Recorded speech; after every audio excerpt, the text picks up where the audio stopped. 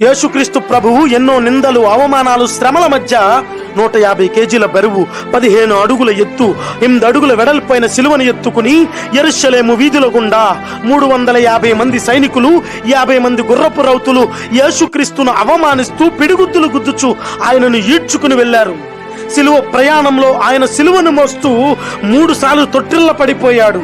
యేసు శరీరమందు 5480 గాయాలు అయ్యాయి. ఆయన నీరు లేకుండా 17 గంటల పాటు బాధను అనుభవించాడు. ముండ్ల కిరీటం ద్వారా ఆయన తలలో 17 లోతైన గాయాలు అయ్యాయి. ఆయన వీపుపై వెనక భాగాన 150 బలమైన గాయాలను కఠినంగా ఆయన అనుభవించాడు.